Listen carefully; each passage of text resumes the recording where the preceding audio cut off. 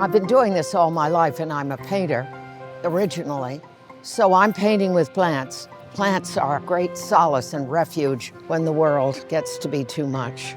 We are in the 70th Street garden, designed by Russell Page, who was a very famous landscape designer, and that was in 1977.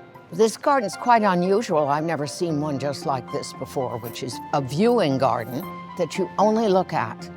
You don't come into. You go along 70th Street and it's your first impression of the mansion. And being a garden designer, I think it's wonderful to have something that so many people know and love this garden. It's a garden that is on a roof. It was always on a roof. And so it goes down 4 flights underneath here. I've been working on this project for 7 years. I was hired by Beyer Blinder Belle and Richard Southwick.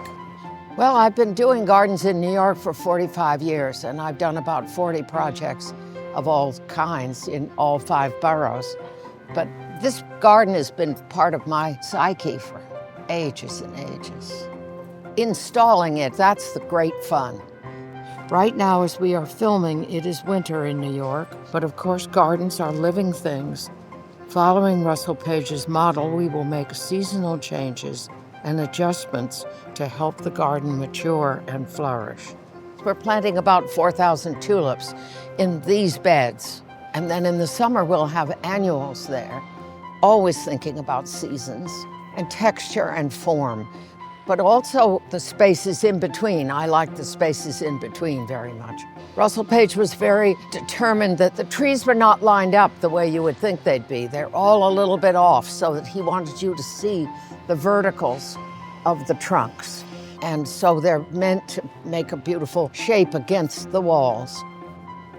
And Maeve, who's the gardener in charge of everything here, she and I worked together on it. And the people who helped us put this in, Alpine, I've been working with them for so many years.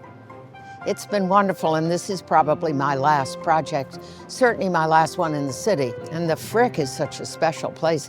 And I remember being a little girl, we passed it every day going to the park. It was like some Shangri-La in here.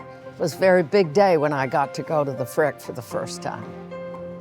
And Russell Page, in an article in House and Garden, he said, if as a garden designer, I were asked what I was aiming for in this small city garden, I would answer tranquility. Because that is what I feel inside the Frick collection, and that is the quality shared by the greatest gardens I have known.